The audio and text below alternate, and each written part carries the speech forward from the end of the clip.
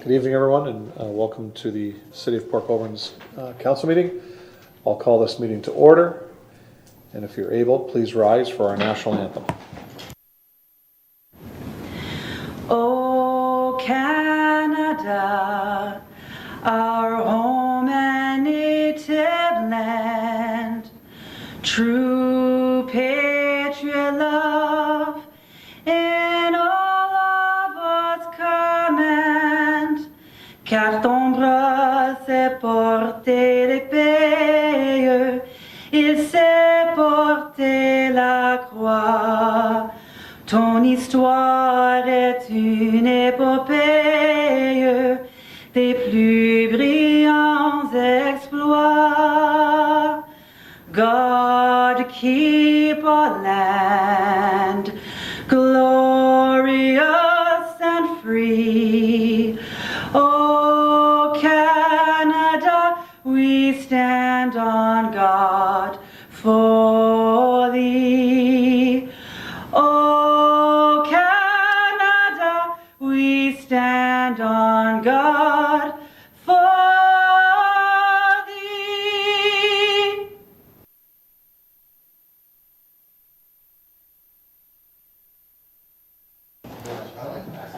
If I could call on Councillor Bruno for our land acknowledgement. Thank you, Worship. Niagara region is situated on treaty land. The land is steeped in the rich history of the First Nations, such as the Hadiawandak, the Haudenosaunee, and the Anishinaabe, including the Mississaugas of the Credit First Nation. There are many First Nations, Métis and Inuit people from across Turtle Island who live and work in Niagara today. The City of Port Colborne stands with all Indigenous people, past and present, in promoting the wise stewardship of the lands on which we live. Thank you, Councillor. For the adoption of the agenda, if I could have Councillors Aquilina and Beauregard move the agenda. Are there any changes or questions? All in favor? That's carried. Disclosures of interest tonight. We have two disclosures of interest. We have Councillor Beauregard with regards to closed session item 21.2 and Councillor Bruno with item 8.6. Any further disclosures?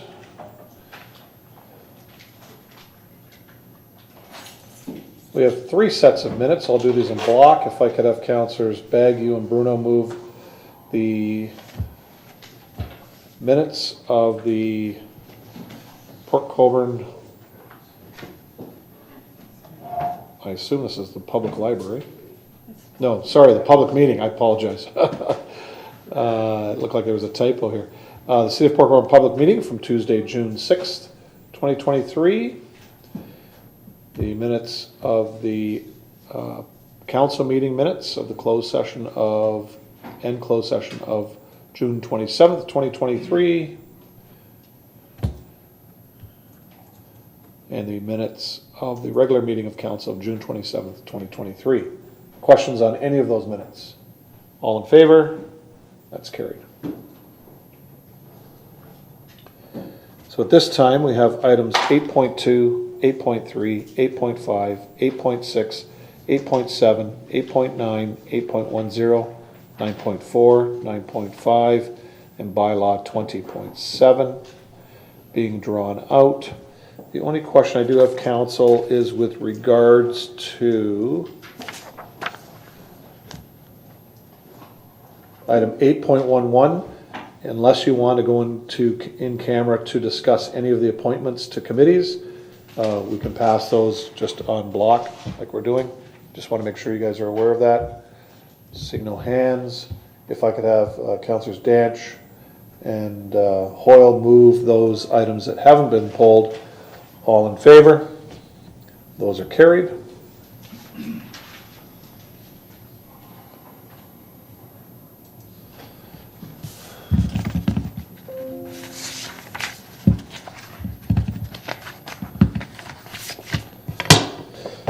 On to the Mayor's report. The 45th Annual Canal Days Marine Heritage Festival is 17 days away, and we're looking forward to another outstanding civic long weekend in Port Colborne. This year we have an excellent lineup for the concert series in HH Knoll Lakeview Park. Friday, August the 4th, we welcome headliners the Glorious Sons with opening acts Elliot Brood and Gin. We've also announced, in addition to the main stage lineup, opening for the Glorious Sons is a local band, and they are the winners of the 97.7 Hits FM Rock Search Contest. The Glorious Sons won that a number of years ago, and it's our local band, 3 members, all from the city of Port Colborne, Gravely. So that was announced on 97.7. They actually talked to the band on the radio live, and that's when it was presented to them, and they were just overwhelmed. So for all those that were worked with our promoter with regards to getting them on stage with the Glorious Sons, a great job out there, everybody. And I'm really looking forward to seeing these bands on the main stage for Friday night. Saturday, we welcome headliner Sam Roberts' band with Sky Wallace and Texas King. Sunday, we have Pink Floyd Niagara and Riders on the Storm, a live celebration of the Doors. And finally, to round out the weekend, we have an afternoon show on Monday featuring the Caverners Beatles Tribute Band, and also Tim E. Hendry, the 2013 King of the World Elvis Tribute Artist World Champion. And for those adventuring down West Street, we'll have the Empire Sandy offering tall ship cruises, vessel deck tours on the U.S. Brig Niagara, the Letty G. Howard, and the E.M. Cotter Fireboat. There are tons of awesome retail vendors, food vendors, and artisan vendors, along with great activities for the whole family at the Rec Zone and the Kids Zone. And the Kids Zone, as you guys know, is across the bridge at Seaway Park. And I know just even going across the bridge for a lot of people that come into town is a highlight of their canal days, getting back and forth on the tram that goes there. For those adventuring down West Street, we'll have the patio on West will be open again this year with awesome local talent on stage for all 4 days. This year, the patio on West will be located right in front of the new South Port condo buildings on West Street. There's a Midway Carnival, awesome activities happening at the Historical and Marine Museum, the craft show at the Valley Health and Wellness Center, as well as the car show at the Health and Wellness Center. And make sure you get in behind the museum and the library, all kinds of great displays, fire engines. They have the model boat display with a big swimming pool with the remote control boats there. Fabulous stuff and throughout the whole museum grounds. And don't forget, Sunday night we have the Boat Parade of Lights, followed by the best fireworks display in Niagara, which will happen around 10 o'clock.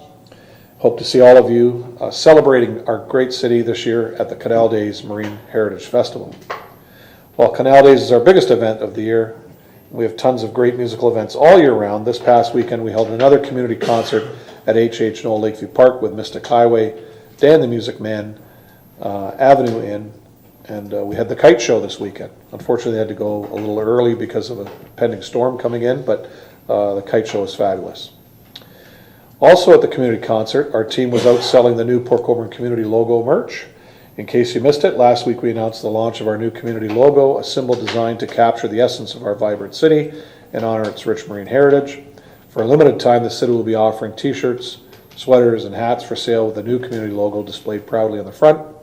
Merchandise will be available for purchase at various city events, the weekly Port Colborne Farmers Market, and City Hall. During Canal Days, the new community logo merchandise will be featured at the Pilot House, the city's booth on West Street, located at the base of Charlotte Street. After Canal Days, the city will open the logo up for use by businesses and members of the public to use, free of licensing or other charges.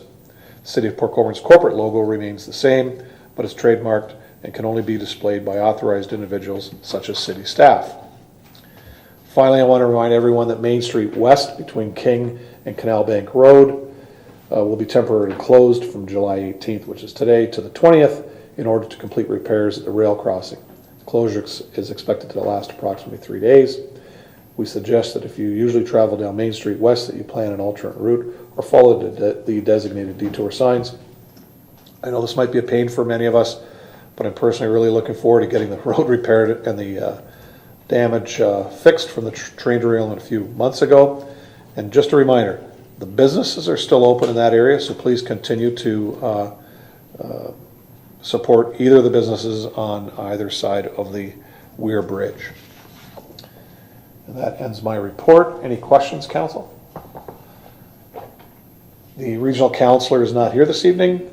He's not available. Are there any regional questions? Councilor Bruno. Thank you, Worship.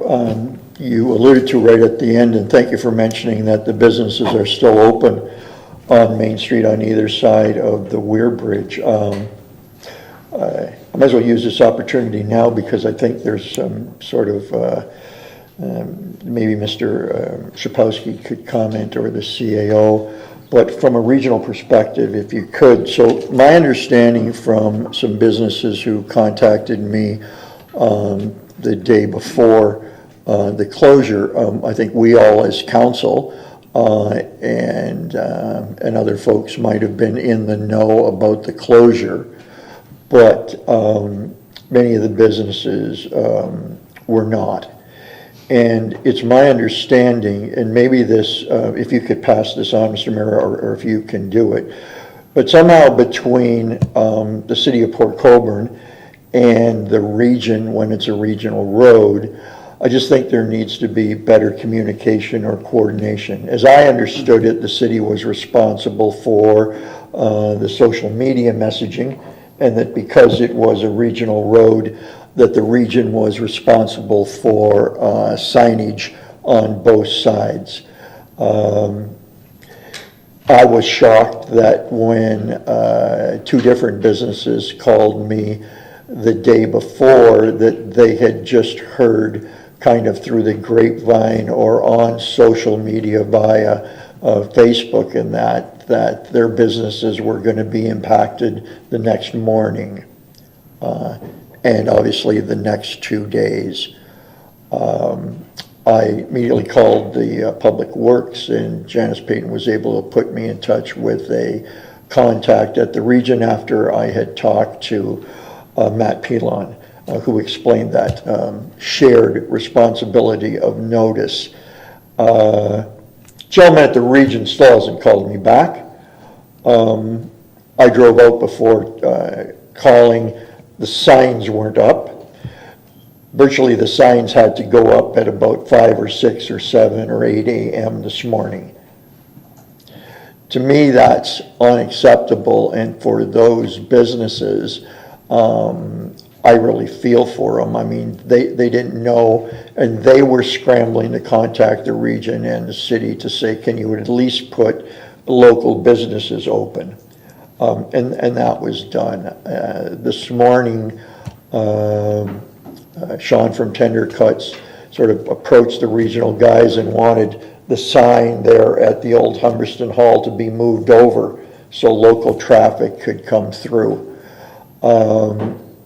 He said to me, you know, we could have dealt with this in a way where I could have at least cut my labor cost ahead of time. And he said, you know, I'd like you to share this with the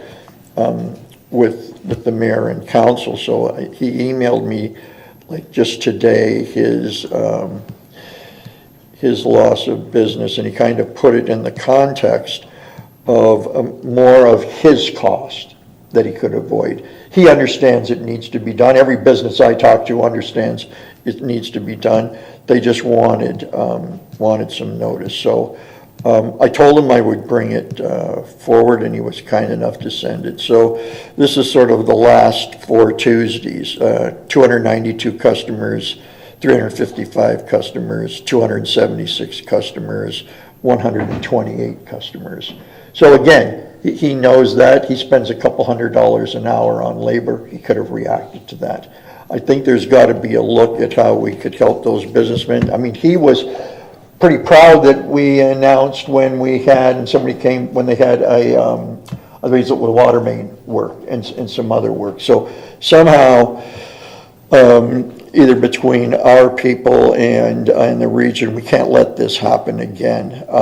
Lastly, I noticed, and Steve was kind enough, today I came back over the middle bridge, and when you come off it, you see an electronic sign at the grass island in front of Public Works that says, for when you peel off to the right, going north, road closed at Main Street. Well, it should be roads closed at the Weir Bridge. And so that would, so I know Steve was scrambling to see if we could get that done, but I don't know if Steve wants to comment or the CAO. They've all been very helpful. the merchants, I don't think the merchants really care that it's a shared responsibility and a shared messaging and that. And so for you, Mayor, if you could pass it on to Councillor Davies and whomever at the region. But I know in other jurisdictions, I've traveled West Side Road, I've seen the region put up signs days ahead of time, but not in this case. So I just wanted to get that out for Sean and the parts store there had called. I don't know if Councillor Danch and any of the Ward 2 councillors had calls, but I just think we can collectively do better, and maybe there's a plan we could put into place if this happens again. Thank you. Thank you, Councillor. Mr. CAO? Yeah, sure. Through your worship to Councillor Bruno, I will pass the baton here to the Public Works Director, but I just wanted to start by saying that whether or not it's a regional road, these are city tax-paying businesses, and I think we have a responsibility to handle communication with our constituents, and I think that there is a better opportunity here. There is a BIA in this area. It's a little bit different than a residential street or some of the other areas of Port Colborne, and we could use the BIA to our advantage for communication from the city to the businesses, or even reach out to the businesses directly. So I think there is an opportunity for improvement, and I'll take it back to my staff here, but in terms of the actual nuts and bolts of the regional relationship and the repair work, I'll turn over to the Public Works Director, and I appreciate the commentary. Thank you. Mr. Szapowski? Yes, through you, Your Worship. So we do appreciate you bringing this forward. We do like the opportunity to be able to improve our communications, and I do want to note that we do regular project debriefs, and we'll take these under note for that project debrief for this session, and we'll also invite the region to that debrief so that we can discuss it with them too for future projects. Is there a way, or did you speak to somebody this afternoon about the electronic sign? Is there a way for them to change it? Yeah. Through you, Your Worship. So we will be discussing that first thing in the morning when the region's back on site. Okay. At least if you use Canal Bank Road, Yeah. only because it's on people's GPSs on their cars and stuff. So, because that's really where it is closed, is at Canal Bank. So, and I will pass this along to the regional councillor. I'll ask him to bring it up Thursday night. I won't be. I'll be out of the province, so I won't be there for Thursday night's meeting. But I'll ask him if he can at least pass that information along to senior staff there. Thank you. Thank you, councillor. Any other regional information? Seeing none. Staff remarks. Clerk, CAO, Fire Chief, Mr. Szapowski, Mr. Bowles. One quick, I'm thinking it's a housekeeping update. Council directed me when we were working on the Nickel Beach construction to develop a business case for a golf cart model to be able to drive people back and forth from the parking lot. Council directed me to do that because we had an unsolicited offer. Somebody had come forward and asked if we would contribute some money to do this. That unsolicited offer has now been withdrawn, so the individual is not moving forward. Right now, I'm not working on a business case unless council maybe directs me further to work on a business case for golf carts. Just put it back to council, and I don't know if there's any requirement to continue working on that business case, happy to, but I do bring it up to council tonight because I had a citizen call me asking me if I was bringing a business case back. Any councillor want questions or comments on that? Councillor Danch? Yeah, and to you, Brian, who was the fellow that sent the email about the business plan, about the golf cart thing? It was one of those emails you get.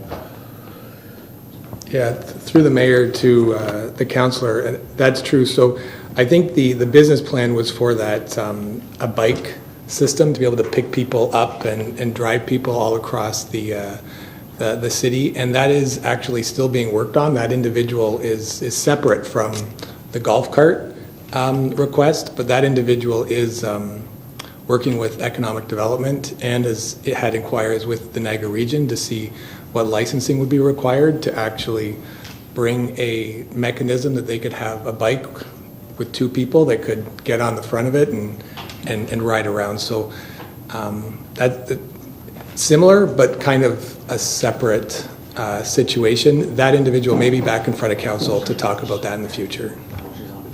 Okay. Anything further? Okay, anything else?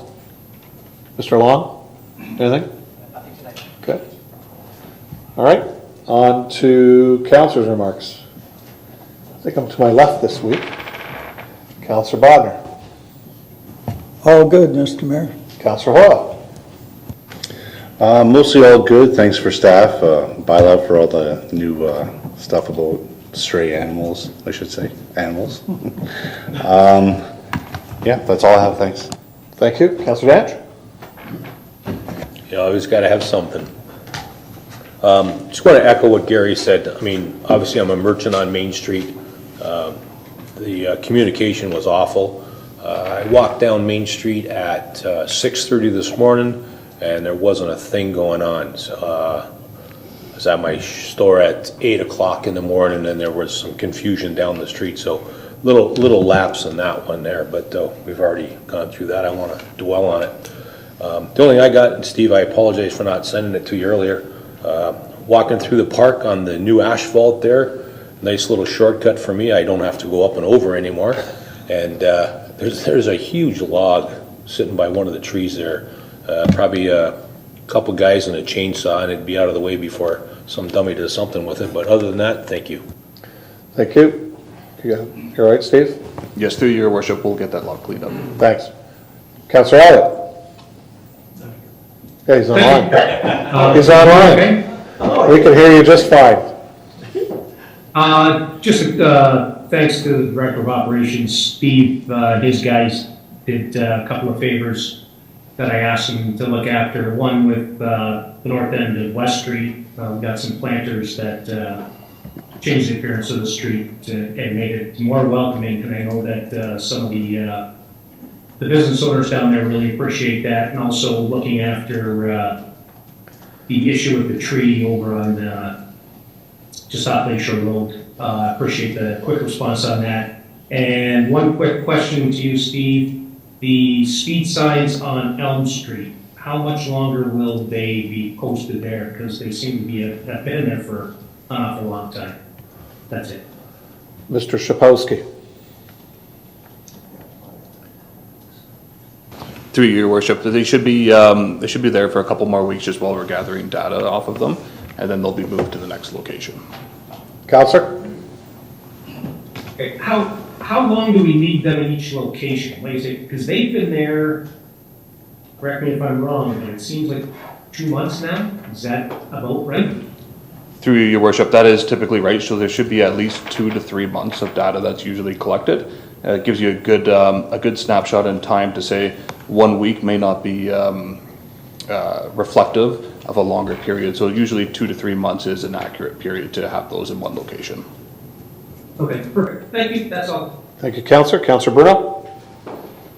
To your worship, just through, maybe I'll ask the CAO if he could do this. This was for Denise. You'll recall a while back, about a month ago, I asked if planning could provide a list for us of all development approvals and what state they were in. Draft plan, application, the number of units in each. And that was just to be sent around to council. I have not received that. So perhaps, Mr. Louie, if you could see where that's at. And it was just for information. Yep, through your worship to Councillor Bruno, I think the promise that we made, and Denise wasn't here at the meeting, was that we would give it distributed to council by email, but also demonstrate it for the public when the planning division did their annual update. That was planned for June 27th. We deferred it because of agenda management. There was quite a few agenda items on June 27th. We knew in July and August that we would have less meetings and therefore more packed agendas. So we're going to resume those division/department updates in September after Labor Day when we're back to 2 meetings a month. I think we just have left CAO, Public Works, Building, Legislative Services. I think, you're done. I think there's only 4 or 5 left, and I know that they were taking up a fair bit of time at each meeting, so we wanted to balance them. I wonder if, and I'll consult with Denise, who's on vacation this week, maybe wires got crossed, and for the same reason, maybe she thought both were deferred. But I'll get the council email done right away. Great, thank you very much. And the other one, I'd like to thank Andrea Hawkins and Brian Bowles. Had a constituent, and this may affect other councillors and the public, if I can get this message out. We have an issue in the city very promptly corrected with credits and picked up on a glitch in the system whereby those folks that had multi-res properties and their storm sewer rate was kind of upside down. And I think there was about 300 of them, and a lot of people were given the credit. So give credit where credit is due. Treasury acted really fast on it. Had a unique anomaly that may happen elsewhere in the city. Somebody has a multi-res home. 5 or 6 years ago, they buy it. They convert it to single. They don't come to the city. They bought their house.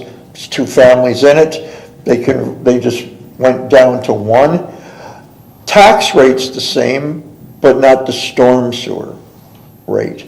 So if there's anybody out there who's bought a home in the last 10 or 15 years, check your assessment. If you're listed as multi-res, you haven't been paying more taxes, but you've been paying more storm sewer. So if there's anybody out there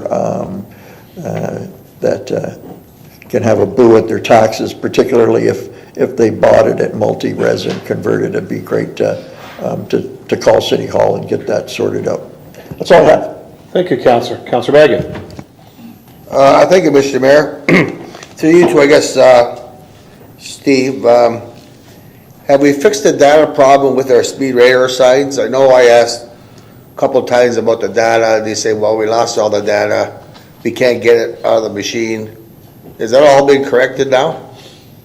Schapowski? Yes, through your worship to Councillor Bagu.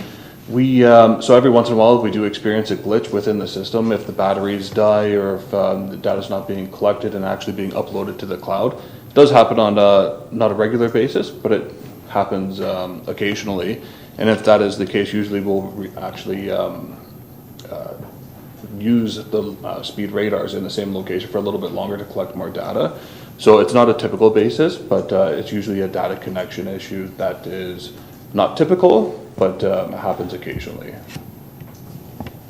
Okay, so you, Mr. Mayor, I remember we first installed them on Clarence Street in Ward 1. All the data, when I asked for the data, these had no data at all. It was all lost and they couldn't figure out the glitch. So I don't know if you really want to retry Clarence Street, or I think Sugarloaf Street is one of the streets that's supposed to go on this year. So if you could double check on Clarence Street data, whether they did receive it or they've lost forever, I don't know. Mr. Schapowski? Through you, your worship. Is it in reference? It's in reference to a speeding issue that's happening on Clarence Street, then, correct? Okay, we can take that under advisement and look at Clarence Street again to see start fresh with a new look at Clarence Street. Okay, but I know we plan on Sugarloaf near Homewood also for this year sometime.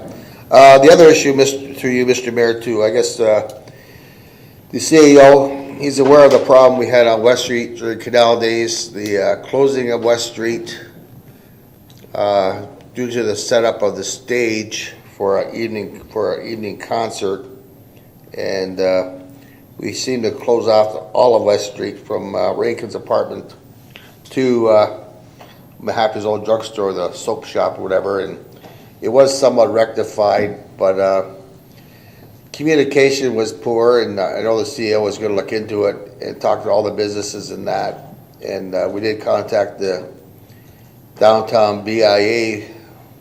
I guess what I'm hearing is it was their responsibility to notify the businesses, but there's also residents that live on West Street, and it's something that probably we forgot also. But I don't know how the CEO has finalized his investigation on this, or how far we are to solving it. Mr. Lewitt? Sure, through your worship to Councillor Bagu. I have talked to staff internally, worked a little bit with Public Works, worked a little bit with our event staff to sort of pin down if something went wrong, what went wrong, and where, I guess, balls were dropped, for lack of a better term. I have staff, not me personally, have talked to the various businesses, but my plan is to visit them one day this week before Friday and actually go face to face with a couple of businesses in the hospitality industry who have reached out and sort of asked for explanations and information about what went wrong and where it went wrong. One thing that I think it's true, we haven't contemplated sort of the residential component of the community, and I think maybe there's an opportunity through some, they're not BIA members and a little bit harder to contact, maybe through some mailing or some outreach to get them to give us feedback and see how they can be included in the future. So I can probably update council after my visit with the business community over email, let you know how that went on Friday, but with an email on Friday, and I can talk to our communication staff and get some addresses and maybe think about sending a letter out to the residential community, because I think it's a fair point that they should be engaged if this is going to be the type of events that we continue to have in the years to come, that there's less impact and more benefit to the community, both residential and commercial. Councillor? Thank you, Mr. Mayor. I look forward to the report to council, Mr. CAO. Sure. I'm good, Mr. Mayor. Thank you, Councillor. Councillor Borgard? Councillor Aquilina? Thank you. Consideration of items requiring separate discussion.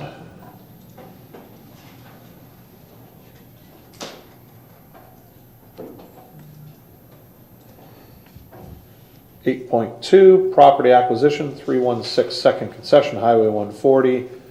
Recommendation that Chief Administrative Office Report 2023-133 be received. That a bylaw to authorize entering into an agreement of purchase and sale with Timothy Horst and Reginald Malott, sellers at the agreed upon price of $840,000 for 316 Second Concession, legally described as Part Lot 25, Concession 3, Humberstone, as in R01198873, lying west of R0109911, except R02229994, be approved and brought forward. That the mayor and city clerk be authorized to sign and execute all documents respecting the purchase of these lands. If I could have Councillors Bagu and Bruno move that, and I'll go to Councillor Bagu for questions. Thank you very much, Mr. Mayor. Just a couple questions. The property we're buying, just for clarification, we're not going to be building a city facility on that property, if I'm correct. Mr. Long? Through you, Your Worship, to the councillor, no decisions have been made as to how the city would utilize that property. Certainly in the discussions that I've been a part of, there hasn't been any conversations about a city facility. I can tell you that a couple councillors have talked about the possibility of using a portion of that property for a new gateway signage. And that's something that council and staff can talk about at another time. Councillor? Thank you. My second and last question, Mr. Mayor, is to you is the internal financing against city reserves. I just want an update on the city reserves, but maybe from Director Bowles, I guess. He's the money boy. Man, sorry. Mr. Bowles? Yeah, through the mayor to the councillor, the city, and interestingly, we have the financial statements on the agenda tonight. We have about $20 million in reserves that we'll finance it against. Mr. Bagu? That's all I got, Mr. Mayor. Thank you. Thank you, Councillor. Councillor Bruno? Thank you, Worship. I had two questions. First one for Mr. Long. Mr. Long, the report indicates that the size of the property that we purchased it and the price, and it also indicates that we had an appraisal just for the general public. I'm wondering if you can tell us in general terms how we fared against that appraisal. Mr. Long? Through you, Your Worship, to the councillor, I can confirm that the purchase price is below the appraised value. That appraisal was conducted by an independent real estate group. So city staff are pleased with the purchase price, given the fact that it is considerably lower than the appraised value. Thank you. Thank you, Worship. And the second question, either for yourself or Mr. Bowles, I'm just wondering, with respect to that purchase out of reserve, is the intention that that project is developed at whatever zoning level at some point and sold, will that money be placed back in the reserve for which it came? Mr. Walls? Yeah, through the mayor to the councillor, that's the intent. If the property is resold down the road, it will be used to pay back the reserve as well as any interest, whatever our interest rate is over that period of time, because just to remind council, while that number may sound significant with respect to reserves, all those reserves are set aside for very specific purposes and projects. So if we don't put the interest aside to it, we don't have the money to ultimately do the project in the future. That's great, thank you. Thank you, Councillor. Any further questions on this item? All those in favor? That's carried.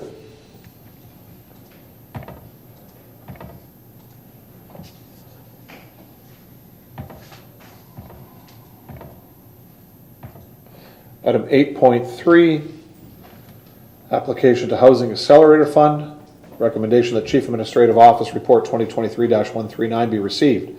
The Council direct the Manager of Strategic Initiatives to submit an application to the federal government's Housing Accelerator Fund. If I could have Councillors Bagu and Hoyle move that. Councillor Bagu. Thank you again, Mr. Mayor. I have no problem with the general reasoning of this, but I do have one problem on page 3, on one of the bullets. In basically, it's initiatives that align with the HAF objectives that could be part of the municipality action plan and submitted with the application. One of the bullets I am not agree with is waiving public hearings on all affordable housing projects that conform to the official plan. Mr. Mayor, through you, I believe that public hearings are important. Everybody should have their say, whether for or against, and waiving public hearings is not being open to our constituents, and whether they say for it or against it, it doesn't matter. They should all have their chance to speak to council regarding any project, Mr. Mayor. So I would like to see that omitted or not being used in future. I guess I'll ask for an amendment, Mr. Mayor. Mr. Long? Through you, Your Worship, to the councillor. I just wanted to mention that the list of potential action items on page 3 was pulled from the program information provided by CMHC. So these are just some examples of eligible projects. There is an attachment to the staff report that outlines initiatives that myself and our planning staff have talked about, along with our housing consultant, that we think would be more appropriate for some of the work that we're doing in the city around affordable housing and other things that we're doing to increase the housing supply, initiatives that we're undertaking to improve the development approvals process. So I appreciate the councillor's comments around public engagement and the public being a part of this process, but just for clarity, those are just bullet points that were pulled from the program guide just as examples. But we take that under advisement. So taking it under advisement, does that mean you can still do it, but through direction of council, I'd rather we not do it ever? Well, that would be up to us. So you don't need to put that in there. That's in the program itself. Yeah. But if you read your attachment, yeah, that is not mentioned in within the staff's appendix on this, and it basically outlines Port Colborne specific projects that staff believe can be utilized under this program. So if they were to bring those forward to us, that would be the time when, if a councillor wanted to state, I don't want a public meeting, then you'd have to vote on it. I don't think that would happen, but that's where it would be brought up. Okay, Mr. Mayor, I got no problem with it. Thank you very much. Good, thanks, councillor. Any further questions? Anything to add? Through you, Your Worship, I just wanted to provide some additional clarity to the councillor's point. So we will be submitting an application through the portal by August 18th. assuming we make the first cut, staff will come back to council this fall with a proposed action plan, because that action plan has to be approved by council. So I think to the councillor's point, council will have an opportunity to say yay or nay to some of the action items that we would recommend, but ultimately it's your choice. Okay. Thank you. And based on what was discussed here, I don't think that would be part of that action plan. Thank you. All right, Councillor. I think we have that assurance. Any further questions? All in favor? That's carried.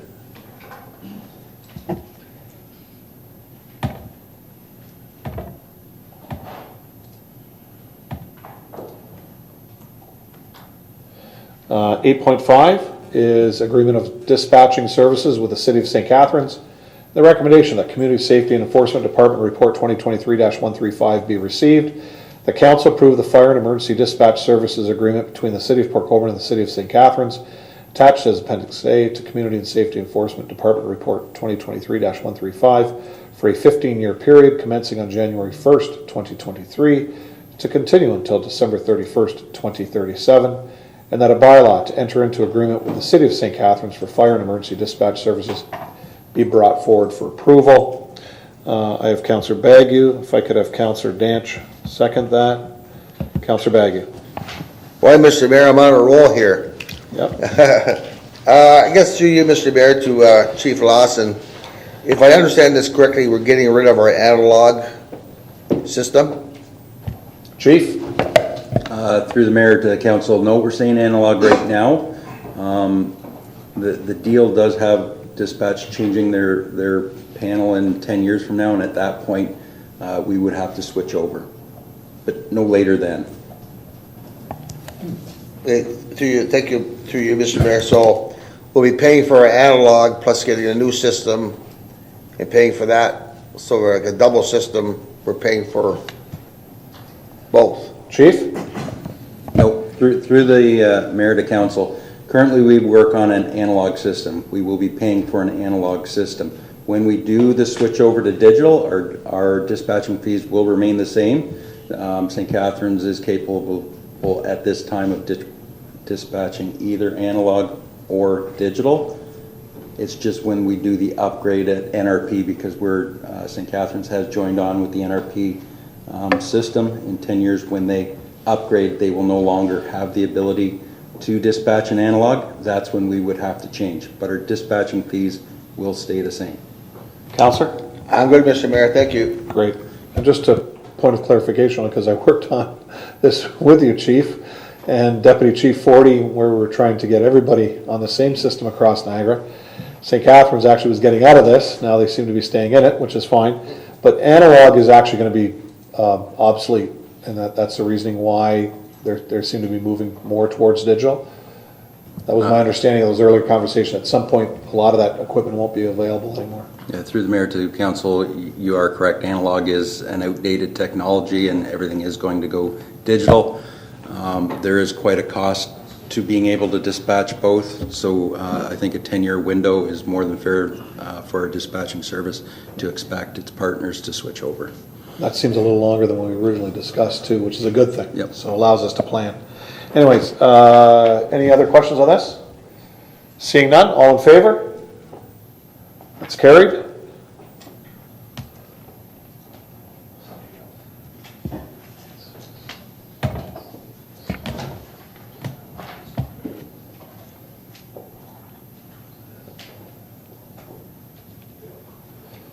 The Vale Health and Wellness Center Commercial Food Operations recommendation that Corporate Services Department Report 2023-140 be received. The Council provides approval for the Mayor and Clerk to enter into a 5-year lease agreement attached as Appendix A to Corporate Services Department Report 2023-140 with the ownership of the Kennedy Club as the new commercial food vendor at the Vale Health and Wellness Center. I have Councillors Hoyle and Bagu moving that. Councillor Hoyle. To the mayor, to Director Bowles, we had this little conversation, but we clarify, when will this be taking effect? Mr. Bowles? Yeah, through the mayor to the councillor and council, the goal is to have them up and running before the beginning of September. Councillor?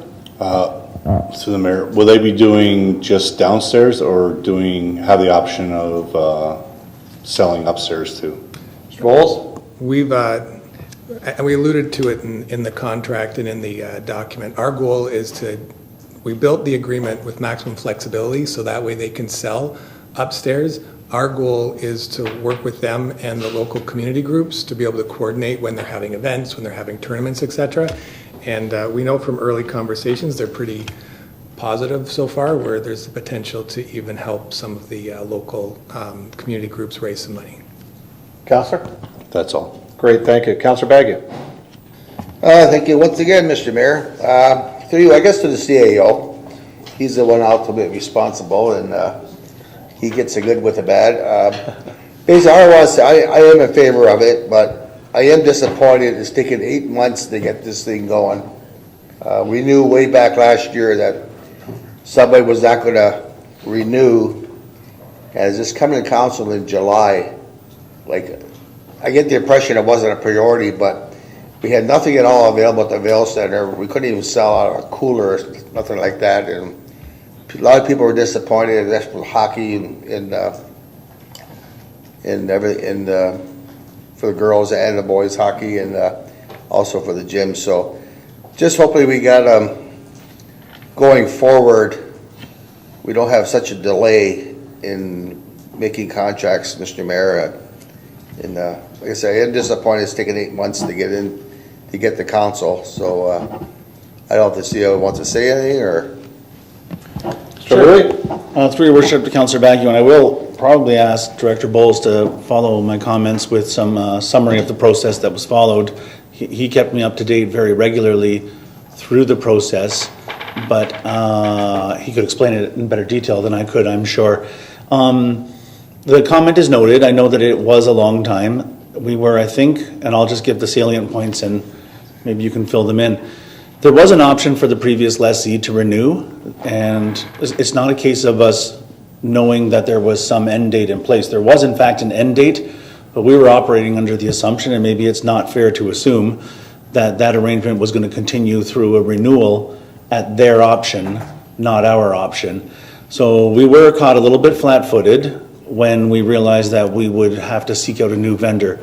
We did open a competitive process. It's always the city's preference to have competitive processes in place so that there's no awarding of contracts through less than open and transparent means. So that added a lot of time to the process to actually allow candidates to enter their bids. Certainly didn't add 6 or 8 months, but it did add some time. After that process, there was a scoring question and a suitability question. To be fairly candid with council, we hope to have lots and lots of bidders. We hope to have a list as long as your arm of folks to choose from and be able to bring those options forward to council after they were scored.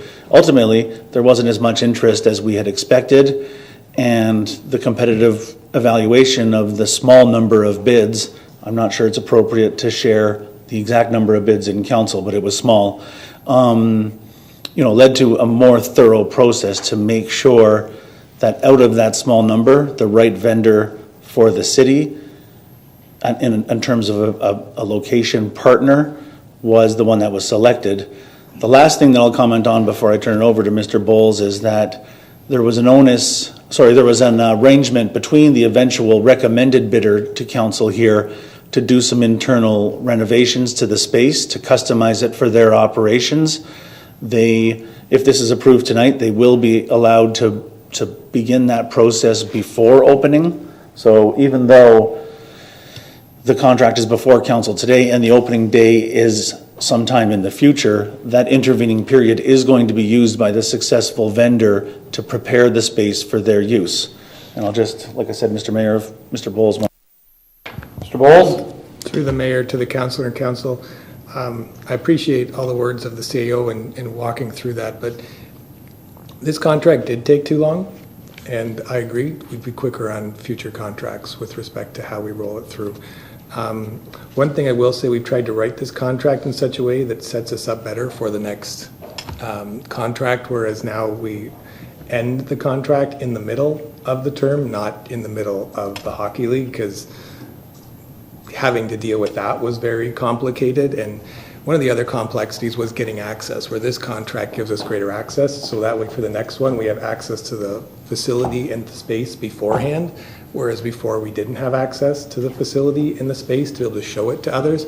So if we do find ourselves in a situation where we do have to RFP or go out for another vendor in the future, we will be able to get in before the other vendor gets out. Whereas in this contract, we couldn't. So it wasn't until March that we could even go out to RFP to actually have somebody come in and see the spaces, to do the specs, to do the design of what they had to build. So, you know, March, April, May, they go through that process, and then June, July, we go through a contract negotiation. So I don't think it's an effort on staff's effort to try to get this contract done in a reasonable amount of time. It was a little bit handcuffed from how the old contract and where the old contract ended. So, but I would agree with the councillor, and that's what we've tried to change this contract to make it easier to move to another contract in the future. These things do have to be done faster. And while we did sell some water at the and drinks at the front, you know, it's not the same as being able to go to a canteen. And if anybody goes there now, you will see at least the vending machines and that are up and running. We've already got those up and running, so that is that's I guess game on. Councillor? Thank you, Mr. Mayor. I truly appreciate the explanation. Great, thank you. Councillor Elliott?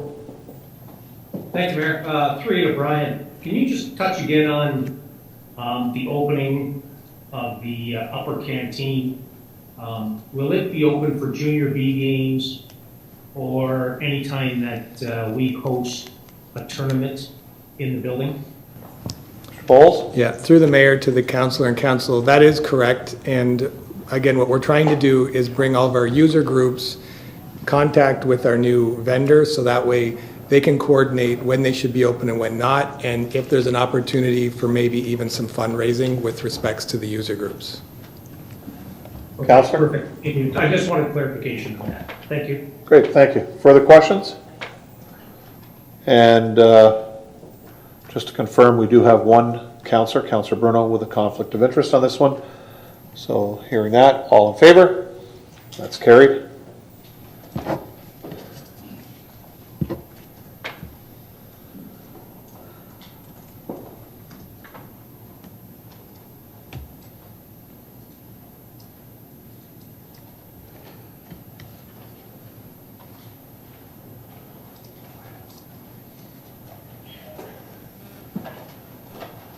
Welcome back, Councillor.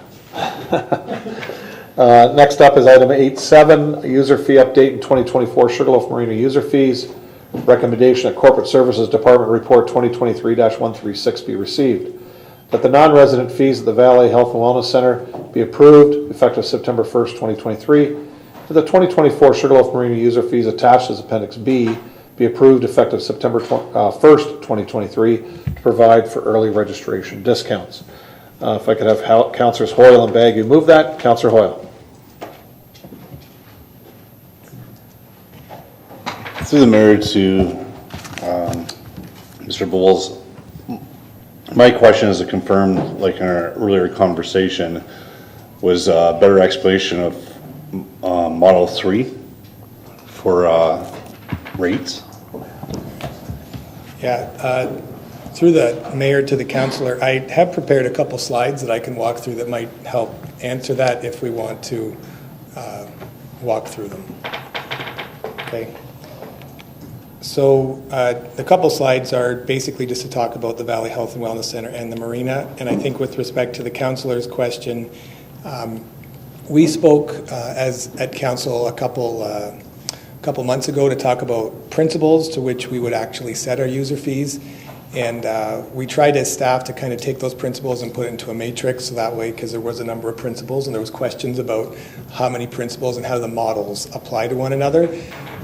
This is really how we get to the why and how we charge fees. And in Model 3, which the councillor makes reference to, that's where we put the Valley Health and Wellness Center. Because with respect to that, we have differentiated fees and we're trying to get as much of the cost recovery back. So when we went through the process, and council remember, we talked about full cost recovery, includes even the capital costs of the building down the road. Now, we've started, and what I made mention to at the first meeting that we had with respect to setting some principles for user fees, is that it will take some time to go through the process. We haven't quite finalized the future capital cost of the Valley Health and Wellness Center, but at an operational cost perspective, based on the 3,200 hours that we rent out today, it costs about $450 for an hour of ice time. If we were to rent it for all of what we'd consider ice time that's really rentable time, because I don't know if you really, a lot of people would say ice time between like 9 and 2 or 3 on a school day isn't as rentable as time that comes after the 3 o'clock hour. So if you were to do it at the full amount of time, 6,100, it'd be about $239. And we just point out on this slide that our fees are somewhere between $57 per hour and $223. And I think this is what the councillor is getting at. These are the fees to which council approved when we were setting up the 2023 year. We had the 2022 proposed and then the 2023 fees. These fees that were put forward are based on the average of what other municipalities in the Niagara region charge. And what we did our research on, because this is what council specifically asked us to look at, is what other municipalities have a non-residential rate fee. And we pointed out Fort Erie, Niagara Falls. I think the mayor came down to my office and said, Fort Erie must be really good because they're on there twice. But it was the border towns that have the fee. And what was identified was basically they brought on this fee because there was a number of Americans that were coming into the Niagara region, and they were competing with primetime ice fee. Sometimes individuals from other municipalities will also come in, and they're competing with primetime ice fees. So what staff have looked at this, and we've put forward a recommendation as follows. And I think finally, Councillor, I got to maybe your question. We put forward that we too can bring in, if council approved, a non-residence ice fee, like a couple other municipalities have. We basically say if you're not a Port Colborne resident and you don't have a standing agreement of at least 2 hours a week with the arena, we would then look to charge you the adult rate going forward in the period of September to March. And the reason we'd say it's September to March is that's when our highest usage of ice is. In the summertime, it's a little different. We actually have a number of clubs and a number of training leagues, etc., that will come out to the city and utilize it. And we want to make that available to the residents. So we haven't suggested the spring and summer, but we have suggested during the prime busiest ice time, it would be warranted to consider a September to March non-residents fee, like a couple other municipalities have. Having said all that, Councillor, did I address your question? Councillor Hoyle? Through the mayor, yes, and I'm just clarifying for everyone that's watching, residents will have a different rate than out-of-towners in our local organizations, and other things will be covered versus what an out-of-towner will at youth or adult rate. Okay. I have Councillor Bagu. Thank you, Mr. Mayor. Councillor Hull talked about the Vales, and I'll talk about the marina. How's that one? I read the report. They're asking for pretty well generally a 10% increase in fees. Can we justify that we need a 10% increase rather than a 5% increase in fees? Mr. Walls? Yeah, through the mayor to the councillor. If you indulge me, maybe I'll just put the fees in a couple slides and then I'll try to answer that. So when we put forward, the marina, okay. The marina is a self-sustaining entity, and councillor identified that this was going to be a self-sustaining entity. And one of the important things to know with the self-sustaining entity, and I know council has read the budget, and many people in the public have read the budget documents. Our requirement there is to at least break even every single year. And when you read that budget, we have almost a zero capital budget right now for the marina. And that's a problem because the marina needs constant repair. And the reason we have almost a zero capital budget is it's right now paying down a loan that it has because it bought the new telehandler. and it had to redo some and fix some docks several years ago. So it's got about 7 years to go, about $100,000 a year for the next 7 years. And that's pretty much the capital budget, but it's already tied up. So the marina really doesn't have any significant capital budget to do repairs or fix docks. We just got a bill in the other day for $18,000 to fix a dock. So we put forward, even as we bring forward the budget, it's going to be very evident that this 10% is required. And that's where staff is suggesting that if we approve the fees today, our recommendation is we would set up a system where if you signed up early for your slip and you identify where you're going to be, we'll have a payment plan with respect to it, and we'll give a 5% discount. So anybody that signs up early will only have an increase in fee of, well, I guess in general terms it'd be 5%, as the councillor mentioned, but they'd have to actually sign up early and go through that early prepayment, initial deposit process. I don't know if that provides some clarity. Yeah, thank you very much. It does give me a lot of clarity. Can we communicate with the voters on the reasoning of the 10% increase for next year? Maybe a leaflet explaining the early registration and also that, because I know we get a lot of phone calls on why did you increase the rates and stuff when I haven't seen any improvement, they say. But the other one, I'm reading a report just confirming you're proposing no increase for the launch ramp for 2024. Is that correct? Yeah. Through the mayor to the councillor, that is correct. At this point in time, we're just looking at other launch ramp fees, et cetera, and we're not proposing one. We did do the comparison to other marinas, and you'll see based on the chart that even with the fees, even assuming that nobody else increases their fees, our fees are still below the kind of the average of what other marinas would be. I did ask our marina supervisor just to give me some context. So he said the average boat's about 28 feet. A 28-foot boat would pay about $2,000 for the slip for the year, which would include the amenities of hydro and being able to utilize the marina facility throughout the course of the year. Okay, one more question, Mr. Mayor, then a comment. Our 2023 vacancy percentage, are we having more vacant docks there? It seems to me when I walk out there seems to be less boats out there, or am I just seeing things? No, through the mayor to the councillor and council, I think it's a great question. I have some numbers I can share with council. So in 2022, we had 442 seasonal boaters. This year, right now, we have 426. We're down 16. We're down 16, and we did some analysis, like why are we down 16? 13 are in every single year, 13 boaters, but they have very unique situations this year, so they couldn't put their boats in, whether it be work, et cetera, that's going on.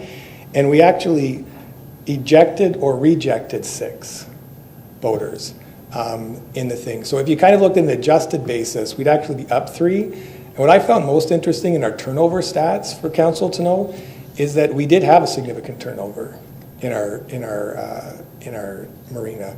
We actually had 70 people leave and 70 people come from other locations.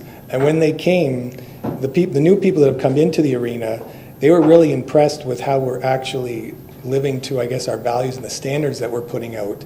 I think I was saying to somebody the other day, I think the changes that have been made at the marina recently, we really owed it to up the game to the those in the marina to make it a more friendly environment.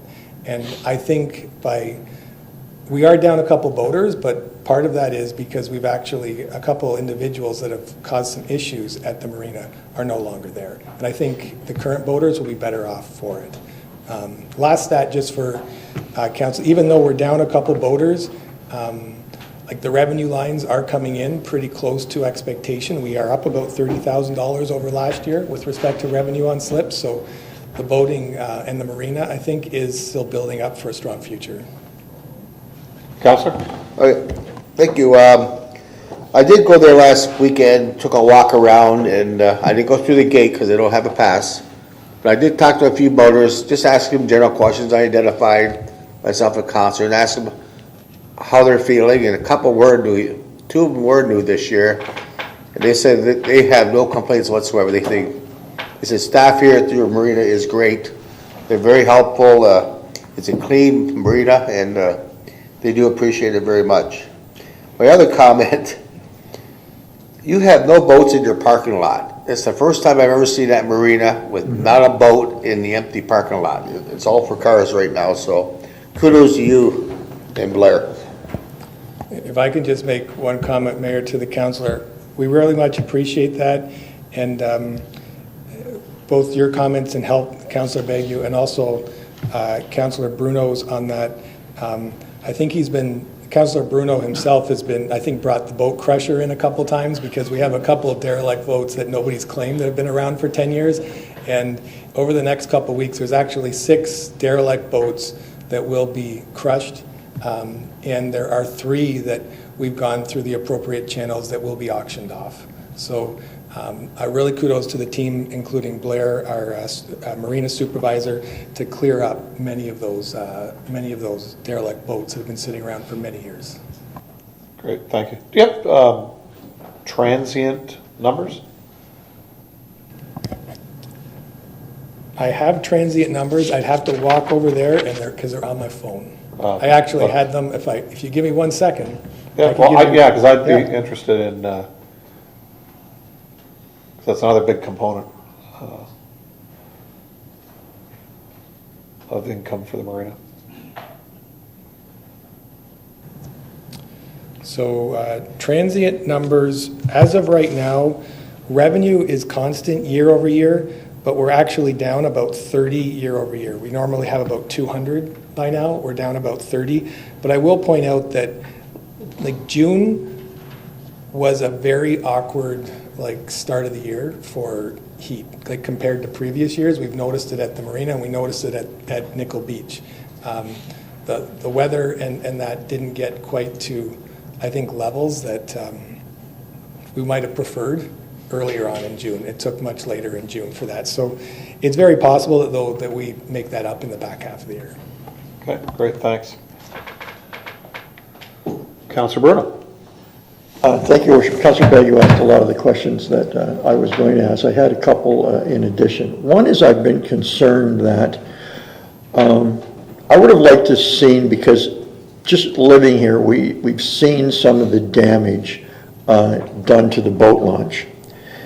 And I really appreciate the fact that it's being run as a self-sustaining entity and not subsidized by the city. But I'm just wondering if you would consider that the ramp should be a self-sustaining entity within a self-sustaining entity. So in other words, are you keeping track of what these capital costs are every time we go in there in the spring and Gillespie's in there or somebody else and they're repairing that? And the reason I say that is because it's all fine and dandy if you don't raise those rates, but if you're, and you can say it is all one entity, but if the ramp is costing more than it makes, then really the boaters in the marina are subsidizing the ramp, in my view. And the other thing is that I am concerned, and I brought this up with the chief, and he's assured me that it's being checked into, that the ramp is receiving its fair share of inspections by bylaw enforcement for the parking there. But I don't know if we could have a slice and dice of what the ramp brings in each year.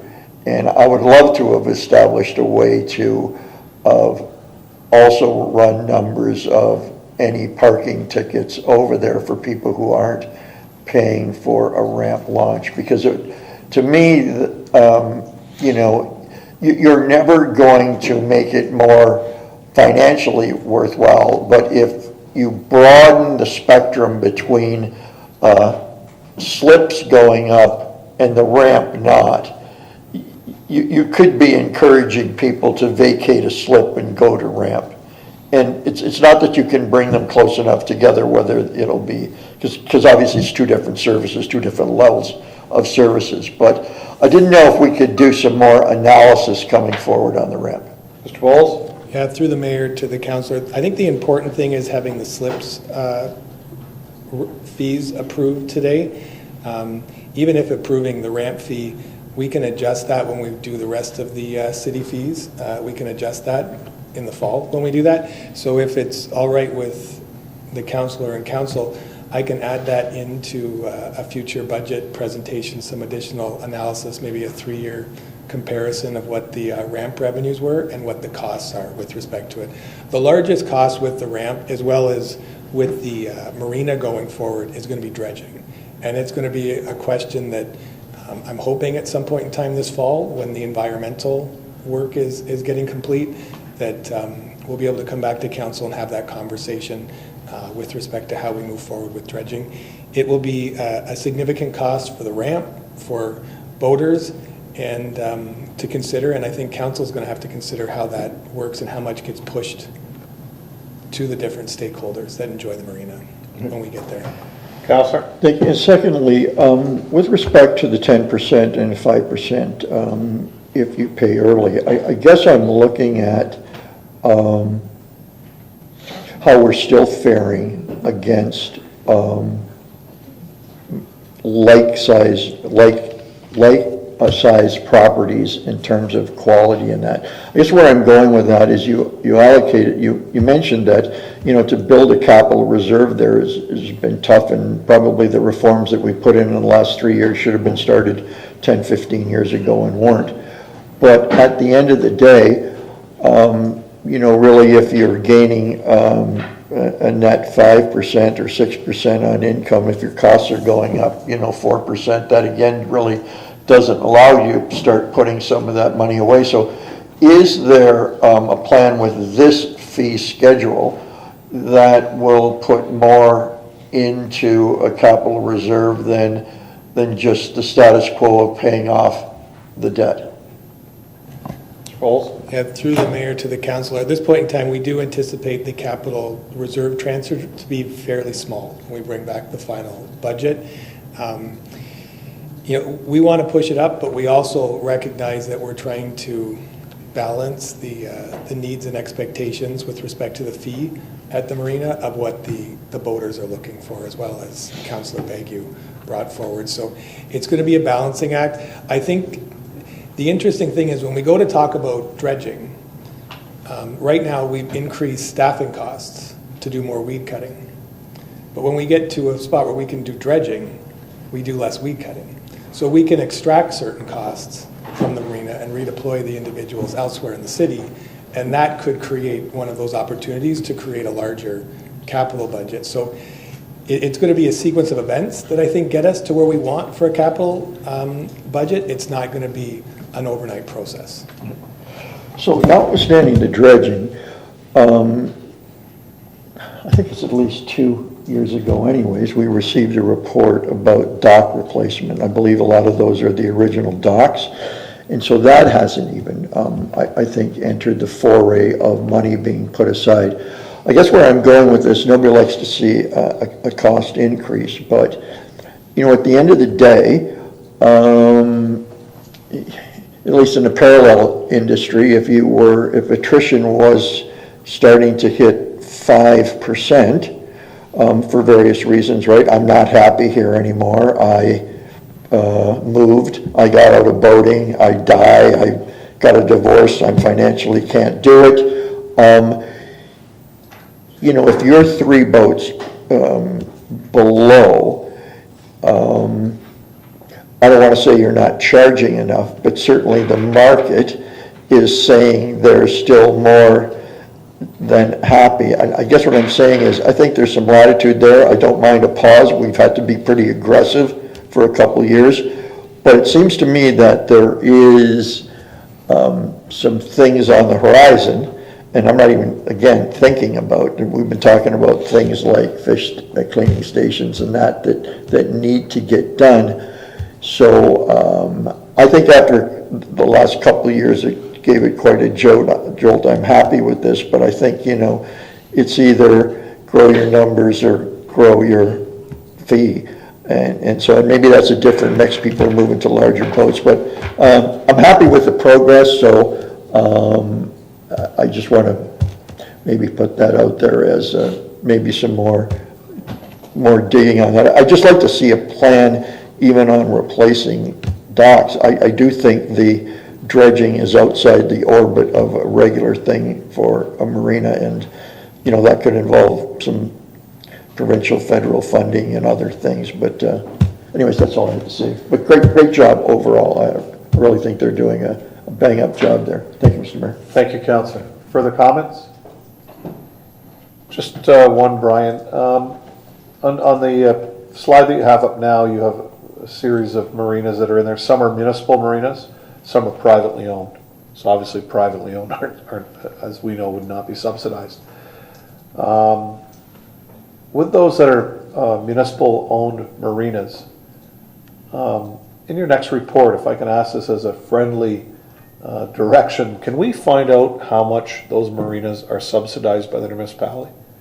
I'm sure that their financial guru like you could get that information to you fairly easily, because I'm sure some do.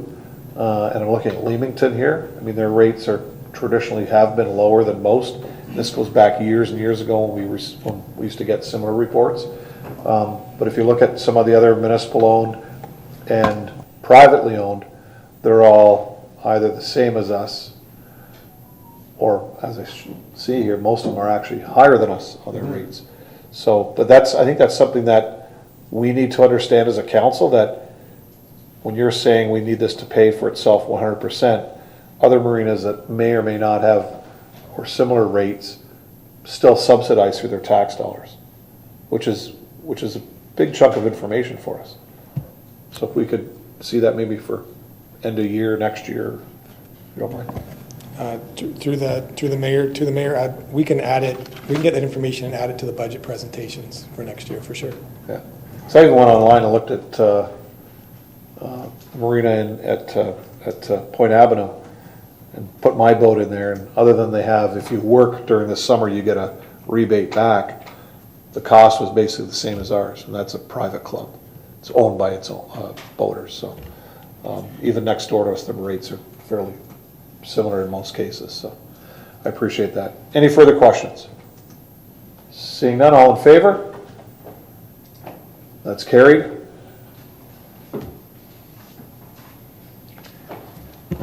(8.9) 2022 Development Charge Summary. Recommendation that Corporate Services Department Report 2023-106 be received for information.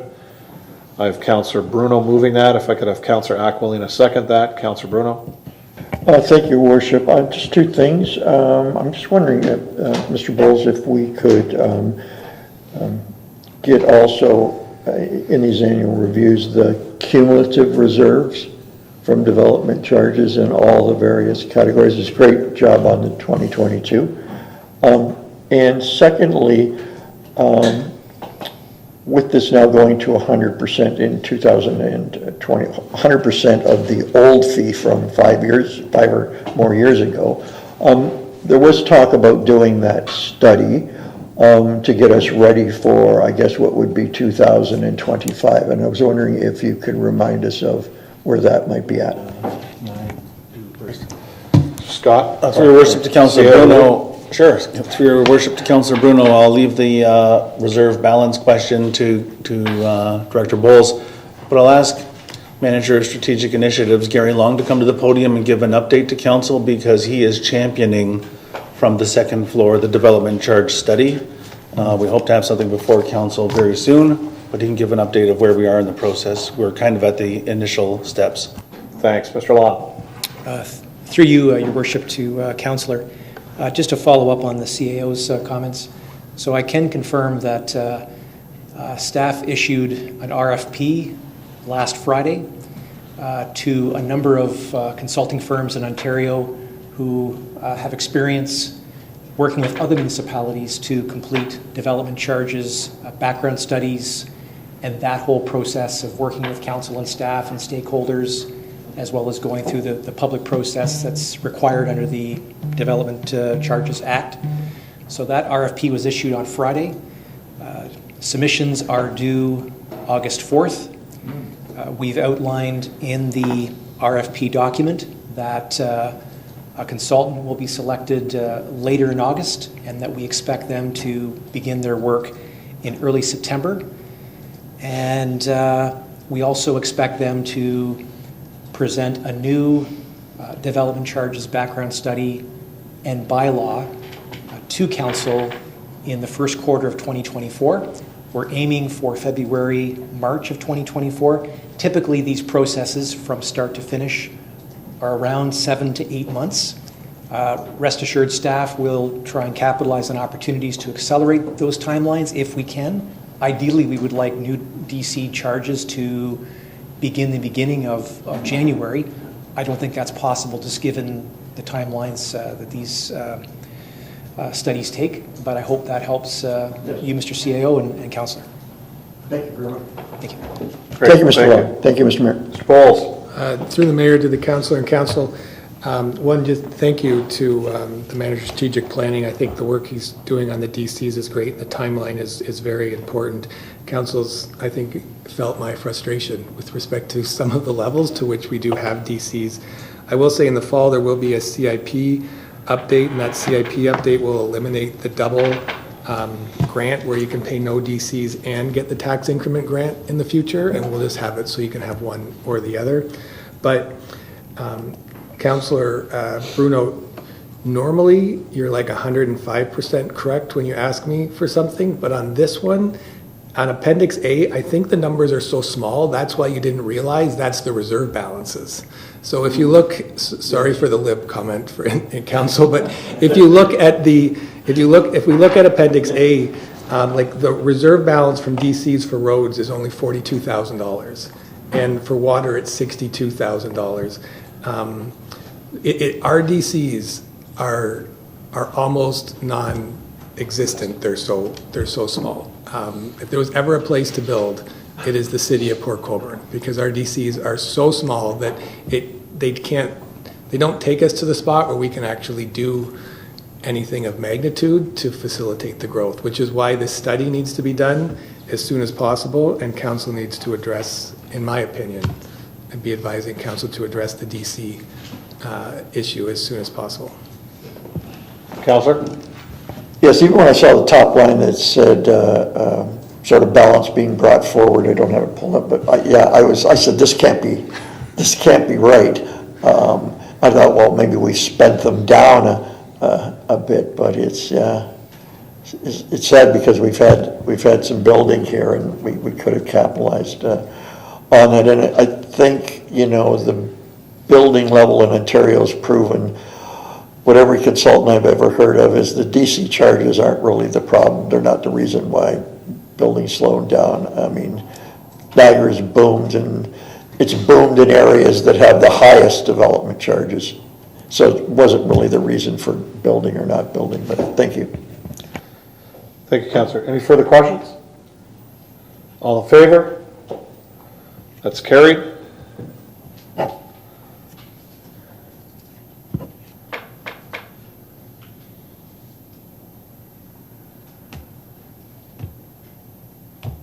Item 8.10, the 2022 purchasing summary. Recommendation that Corporate Services Department Report 2023-107 be received for information.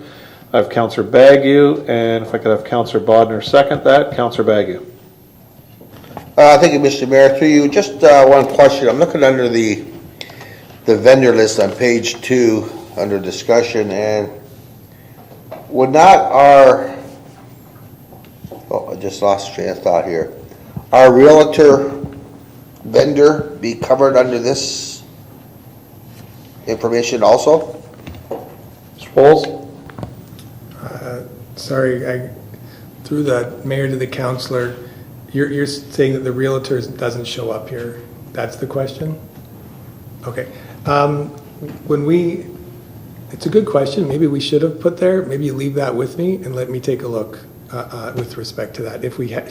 It's very possible that we should have filled out a form which would have been a single source non-standard procurement authorization, and it may have gotten missed from the list. So Apologize for not knowing the answer to that, but let me double check and be back to council with it. Okay. Thank you, Mr. Mayor. I'm good. Great, thank you. Any further questions? All in favor? That's carried. Item 9.4.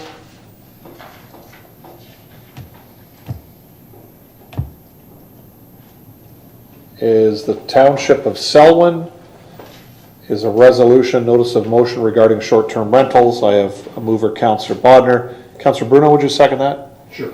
Councillor Bodnar.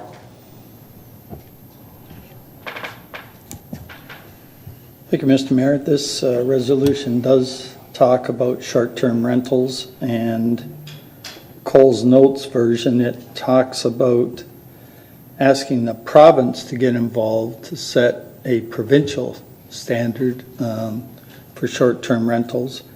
And I think we should do more than just receive this. I think we should support it.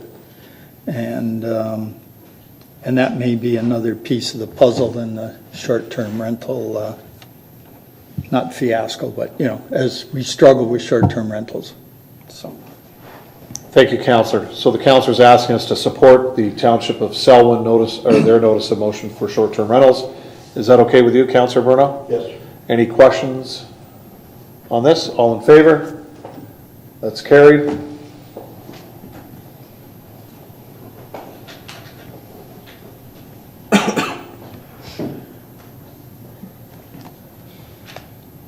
Sorry, Council, I'm just waiting for a message with regards to the next item for Councillor Aquilina, but that's fine.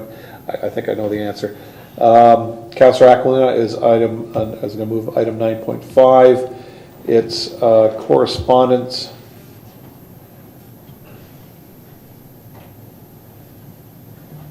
from, it's a request for support for legislative amendments to improve municipal codes of conduct and enforcement.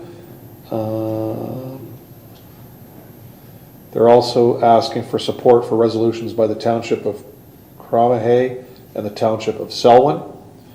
And it is from the Women for Ontario Say No group. I'm going to go to Councillor Aquilina for this. Thank you, Mr. Mayor.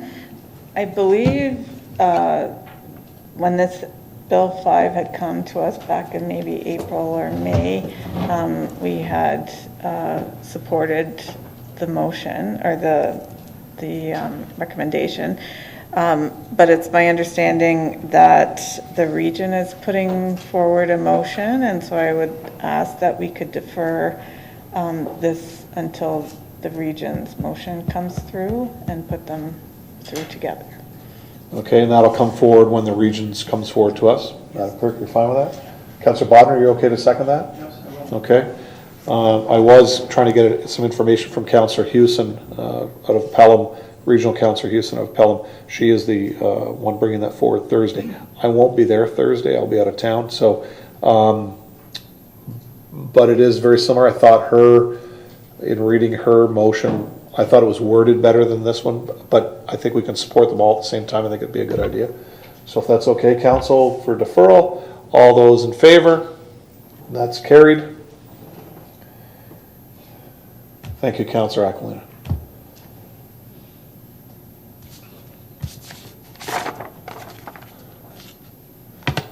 And there ends our business portion.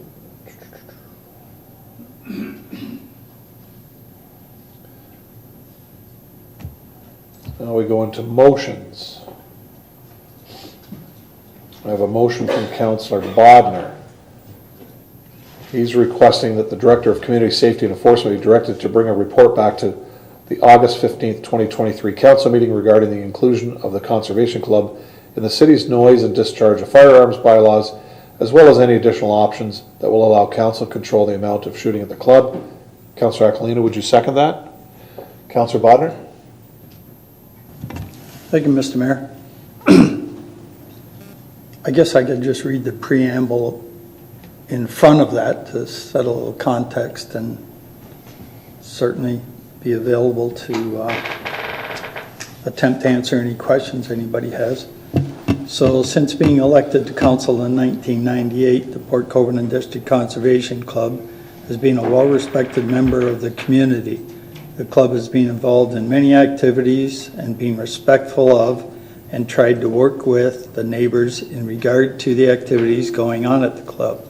Skeet and trap shooting occurred every other Sunday between a certain time period and didn't take place on holidays. Recently, the city, and by the city it's Councillor Aguilera and myself, possibly by law, has received complaints about the use and operation of the club, including complaints regarding set times for shooting. These issues remain unresolved, and I feel we should look at all regulatory options to assist residents that are affected by the operations of the club and have experienced recent issues with the club. One option is including the club in the city's noise and discharge of firearms bylaw, in addition to anything else staff finds appropriate. Thank you, Mr. Mayor. Great, thank you, Councillor. Any further comments or questions? Councillor Baggy. Thank you, Mr. Mayor. Through you, it's my understanding, just for update, that at the present time there is no shooting going on there at the present. Councillor Bonner? I believe that's true right now. They've been, they haven't got the approval of the chief firearms officer to restart yet. Thank you. I guess my impression is what they need is all the neighbors, they need a written agreement with the neighbors, the club, for the neighbors to agree with the shooting days and times, I gather, and they haven't got that at the present time. Councillor? Not being privy to everything they haven't got and have got, I think you're correct that that is one part of it, yes. Yep. Councillor? Okay, I'm good, Mr. Mayor. Thank you. Great, thank you. Councillor Aquilina? Through you, Mr. Mayor, to Councillor Bagu, I believe there were other issues that the CFO had brought forward to the club that had to be met in addition to the land agreements.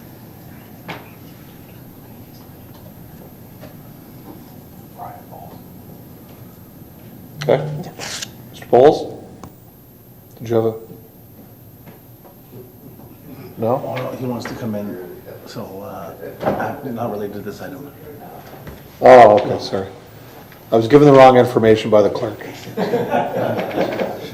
Madam Clerk is so excited, she'll be leaving Friday for her maternity leave. So anyways. Anything further, Councilor Aquilina?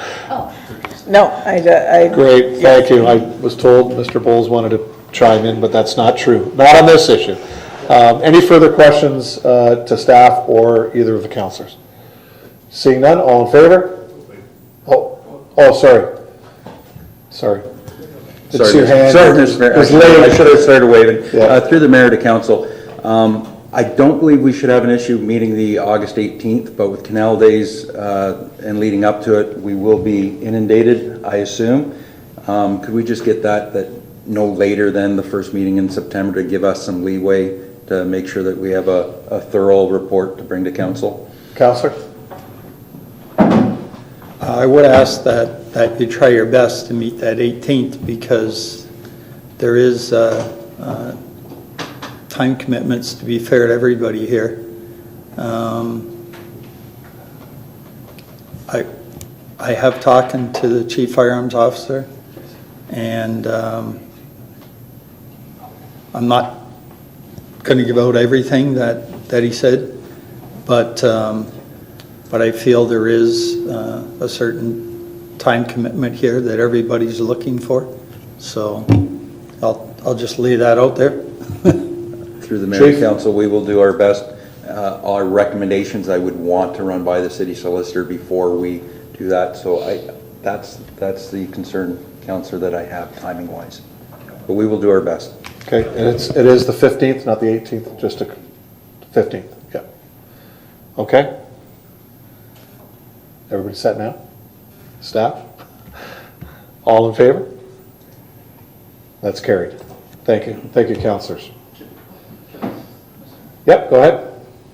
Can I just say that was the first time I seen Mr. Bowles speechless?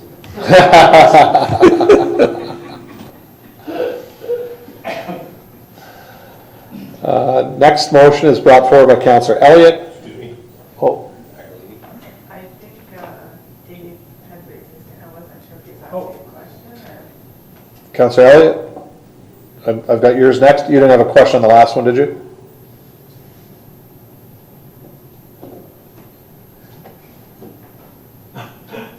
Can you hear us? I don't know how good is the connection. Can you hear us, Dave? Yeah, but sometimes it's very scrambly, so I did not understand what you just said. Oh, your motion is next. I was just going to read off the motion, have a seconder, and then you can speak to it. Okay, perfect. Good. So again, this is Councillor Elliott's motion that council waive the Planning Act application fee to permit a storage container on 67 Clarence Street, Royal Canadian Legion, Branch 56, for the purpose of storing donations, yard equipment, and additional equipment as needed. Moved by Councillor Elliott. Councillor Beauregard, do you second that? Yes. Okay. Councillor Elliott, go ahead. Thank you, Mayor, and to all of council. And like Councillor Bonner, I'll read the preload.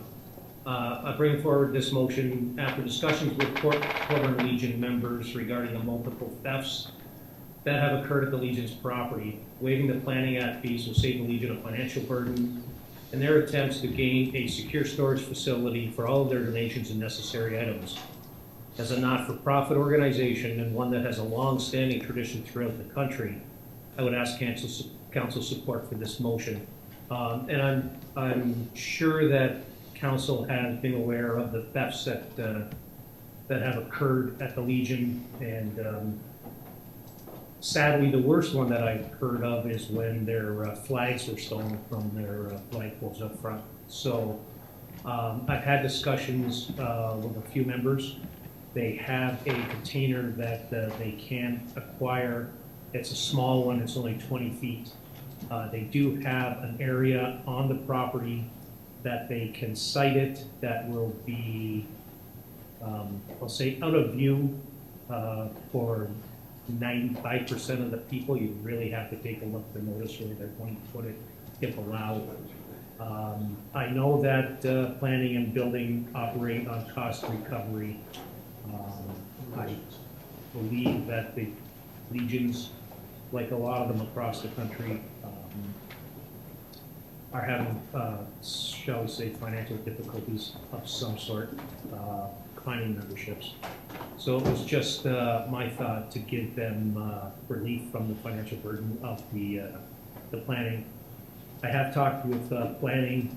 They did ask and give me a template for this motion to put it as kind of generic, because there are a couple of different ways that that we can work around planning and zoning for the Legion to accommodate the request. So I'm just hoping that that council will see fit to endorse the motion. Thank you, Mayor. Thank you, Councillor. Any questions with regards to this motion? Councillor? Through your worship, I'm not sure who from staff could maybe answer this, but since our chief planner isn't here, do we ever give nonprofits breaks on planning applications? Have we done that in the past? Mr. Schultz? Through you, Mr. Mayor, I don't know if you can hear me okay. I've been having trouble with my sound as well. I can second the other councillor's concern there. But I can say that in my time here, which has been close to 4 years, I don't believe we've done any relief for a not-for-profit. I'm sure it's been done in the past, but I can't think of any specific examples of that. Thank you. Councillor? Through you to Mr. Schultz, have there been ever any other requests from nonprofits? Mr. Schultz? Through you, Mr. Mayor, not that I can think of. Perhaps there have been some that are informal, and then we advise that they'd have to come to council to seek that request, and it may just never happen. That would be my only suggestion there, but I don't believe so. Counselor? Yes. Through you, I just to provide a comment, I support the Legion and what they do. My concern is setting a precedent where nonprofits would be required. We'd have a lot more of these requests coming before council. So I'm just have somewhat of a concern there. Okay, any further questions? Counselor Bonner? Just a comment, if I might. I certainly support this motion. I think we should do whatever we can to make this happen. And we do work with the Legion, our business does at Schertzen, for some things they do there. But just a comment, what kind of lowlife steals from the Legion? I got words I want to use, but I can't use them here. But, I mean, you got to be really low to do that. I just can't. I got nothing. Sorry. Thanks, Mr. Mayor. Thank you, Counselor. I think you're unanimous with that comment across the dais here. Further questions? Go ahead. Through your worship, to Dave, or Mr. Schultz, what's the cost for this application? Just a monetary amount. Mr. Schultz? So through you, Mr. Mayor, as Councillor Elliott alluded, we did want to keep this motion general as possible, just because there may be some opportunities to bring it through a minor variance application, which is roughly $1,200 if I recall correctly. Otherwise, if it does have to go through a formal zoning bylaw amendment process, it would be just shy of $5,000. Okay. Councillor Peg. Thank you, Mr. Mayor. I'm pretty sure the Legion had a meeting with planning last term of council with a proposal to put a stronger container on their property, and I don't know if Mr. Schultz was privy to those meetings, but there was an issue with the dimensions of the container and the clearance from the neighboring property. Do you recall that, Mr. Schultz? Mr. Schultz?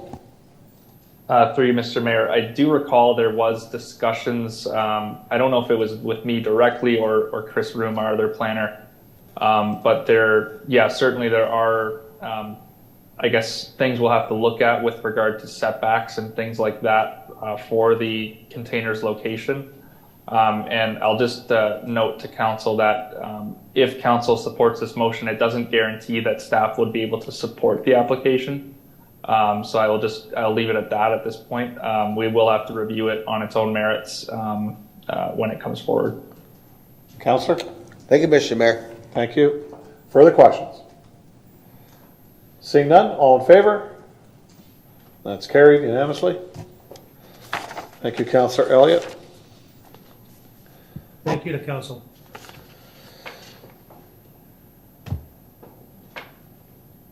Are there any notices of motion this evening? Thank you. We have the minutes of Social Determinants of Health Advisory Committee from September 8th, 2022. There's 3 sets here, sorry, Council, I'm just trying to find them all here. Or is it just the one? Madam Clerk. There's 3. Yeah, so September 8th. Oh, there we are. February 2nd. And April 6th are the 3. Mover and seconder, Councillor Aquilina, Councillor Bagu. Questions on any of those minutes? All in favor? That's carried.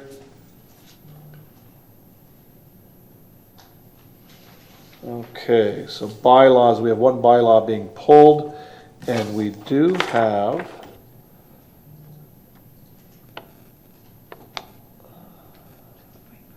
$20.5, correct? Yeah, so 20.5, it coincides with Councillor Bruno's conflict, so I'm going to have that pulled separately.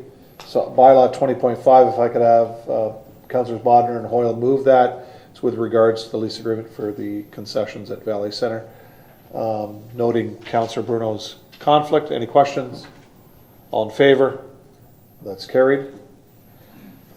And then I'll pull item 20.7. Councillor Bagu has a question with regards to the appointment of building inspectors, and then I'll just group it in with the all the rest at large, or in block, I'm sorry. Councillor Bagu, question on the item 20.7? Thank you, Mr. Mayor. The CAO did send somewhat of an explanation just before our council meeting this evening, and so I just want to confirm that the three people here are from the contractor, and they're not necessarily actually going on site. They're more for the paperwork and the approvals, if I'm not mistaken. CIO Lou? Yep, through your worship to Councillor Bagu, that is correct, and I apologize that council didn't get an email because we talked about this a few months ago with senior staff, but there have been some staff changes. I was aware that the clerk's department was working with the building department to get these appointments made, but I wasn't aware that council hadn't been informed, so I tried to quickly put the toothpaste back in the tube today. These are not new hires, these are not new city employees, these are not people that that are working for the city directly. They are working through a company called RSM, which is our contractor. They do plans review. Our CBO still issues the permits by appointment. That's the only person who can issue a permit, a building permit that is. But these folks conduct permit plans review, and they tell the CBO where there is more information needed or if the permit's ready to be issued. But they do have to be appointed by bylaw. They do have to be having the qualifications from the province under the Ministry of Municipal Affairs court system, or BCIN number, if you know what that is. And this way we have dotted all of our I's and crossed all of our T's. Okay, Councillor? I'm good, Mr. Mayor. Thank you. Great, thank you, Councillor. So if I could have Councillors Aquilina and Beauregard move bylaws 20.1, 20.2, 20.3, 20.4, 20.6, 20.7, and 20.8.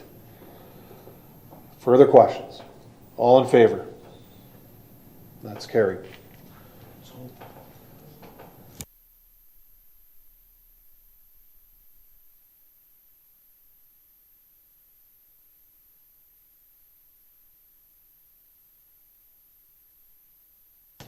You want to tee it up? Sure. Thank you. CIO? Through your worship to council, and specifically Councillor Bagu, you did ask a question during the presentation of a previous staff report. I know that staff report's already been approved, but Director Bowles was able to dig out the answer while he was waiting for the other motions to be passed. He will be absent from the next council meeting, so it's probably best that he answers it right now, if that's okay. Director Bowles? Yeah, thank you. Through the mayor to the councilor and council, the question was with respect why the real estate vendor didn't show up on the list. And the list is for all new contracts in 2022. So the real estate contract was signed in 2019 and will not renew. It ends in the spring of 2024. And council's already, or staff members here have already had a conversation, and we will RFP real estate services going into that 2024 period. And the reason you don't see it earlier on in the report is we only list the top 10 total payments, and the real estate vendor isn't close to in the top 10 range. Councillor? I appreciate it, Mr. Mayor. Thank you. Great, thank you. Thank you, Mr. Bowles. Okay, so we will be moving into in camera, so we'll be leaving this portion of the our public meeting. We will not be coming back in here with the WeeStream people. So we thank you for watching this evening, and we thank those for attending. So at this time, if I could have Councillors Danch and Bruno move the council do now proceed into closed session in order to address the following matters. Item 21.2, Chief Administrative Office Report 2023-134, a trade secret or scientific, technical, commercial, financial, or labor relations information supplied in confidence to the municipality or local board. 21.3, Human Resources Verbal Report, personal matters about an identifiable individual, including municipal or local board employees, and labor relations or employee negotiations. 21.4, Corporate Services Department Human Resources Report 2023-54, personal matters about an identifiable individual, including municipal or local board employees, and labor relations or employee negotiations. 21.5, Corporate Services Department Human Resources Report 2023-141, personal matters about an identifiable individual, including municipal or local board employees. All those in favor? That's carried. So we'll take about a 10-minute recess while the clerks get set up. We're there. Thank you very much.